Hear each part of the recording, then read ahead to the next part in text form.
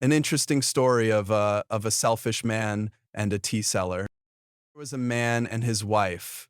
The wife loved her husband deeply. She worked hard for him, always cooked his favorite meals, and supported him in every way. But the man was angry with his wife. This stupid woman has no children, he thought. Soon she will grow old. I will divorce her and marry someone else. So he divorced his kind wife and married another woman. His first wife was heartbroken. She became poor and no one took care of her. Meanwhile, the man and his new wife waited a long time but still had no children. Then one day, the new wife became pregnant. The man was overjoyed. Soon I will have a son, he thought. At last, the baby was born. But what a terrible disappointment. It had no arms, no legs, no body. It was only a head. Take it away, the man's new wife cried. It's horrible. I don't want to see it again. So the man put the head in a sack, took it to the road, and left it there. Then he walked away. Soon, some travelers came down the road. The head began to jump around in the sack and shouted, "Help! Take me out! Help!" The travelers stopped. "What is inside this sack?" they asked. One of them opened it, and they all saw the head. They were terrified and wanted to run away. "Stop," said the head.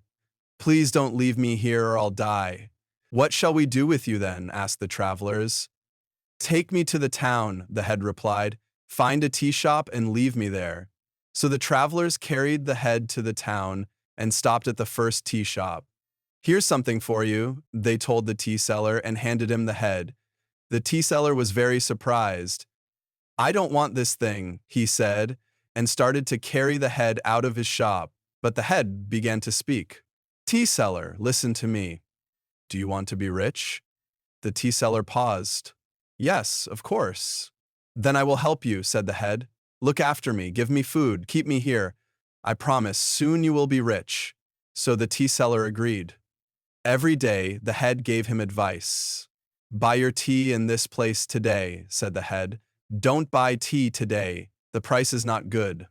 The tea seller followed his advice and soon became wealthy. In that town, there was a king who had no sons, only one daughter. She was ready to be married, and all the young men in the town wanted to marry her. They came to the king saying, "Please, sir, let me marry your daughter." "What will you give me?" asked the king. "What do you want?" they asked. The king asked for strange and difficult things, some too big, some too small, some from distant lands. No one could find the things the king wanted. The head heard of this and told the tea seller, "My friend, this is my chance. Go to the king and say, 'My friend wants to marry your daughter. What do you want for her?'" So the tea seller went to the palace and greeted the king. "Sir, my friend wants to marry your daughter. Tell me, what must he give you?" "A camel is a fine thing," said the king. "That's easy," thought the tea seller. "A big, strong he-camel with good teeth is a very fine thing," the king added. The tea seller smiled. "I'll find the best camel in the world for you, sir." But as he began to leave, the king said, "Wait. The camel must enter my palace, greet me, and speak to me in my own language."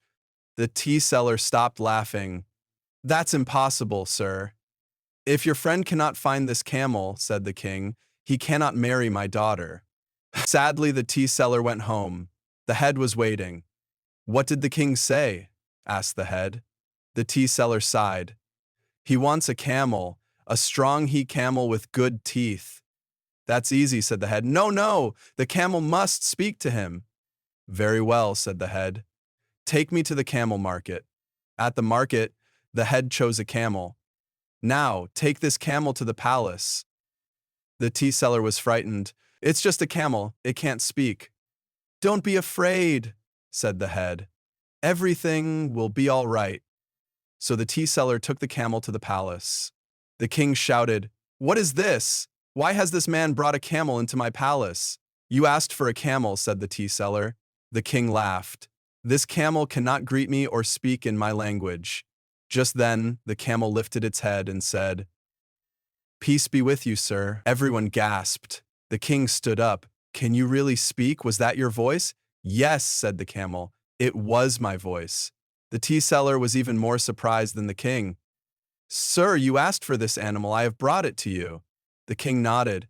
"My daughter must now marry your friend. Who is this young man?" The tea seller rushed home. "Head," he cried, "the camel spoke. Now the king wants to give you his daughter."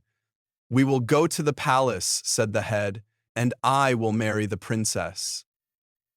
The next day, the tea seller brought the head in a bag to the palace. The king, queen, and all the guests were waiting. "Where is the young man?" the king asked. The tea seller trembled. "He is here, sir," and opened the bag. "Yes, I am here," said the head, "and I have come to marry your daughter." Everyone was horrified. The king was angry and sad. "My poor daughter," he whispered, "what have I done?" But he had made a promise. "I must keep it," he said. "My daughter is yours." So the head and the princess were married. The wedding feast went on. That night, in the bedroom, the princess cried loudly. But suddenly the head transformed into a handsome young man, with arms and legs and a body. The princess stared in wonder. She stopped crying. She fell in love with him at once. The next morning, the king and queen, worried, came to the bedroom. "Is she all right?" they asked each other. Suddenly the door opened. The princess came out laughing. "My husband and I are hungry," she said. "Please give us some breakfast." The handsome young man followed her and smiled at the king and queen. A year later, the princess gave birth to a son. The king gave his kingdom to his new son-in-law. The tea seller became the richest merchant in the land, but the man who threw the head away, the selfish father, was not happy. He and his wife had no more children and lived in poverty. People said he was cruel to his first wife because she had no children. Then he threw away his only child.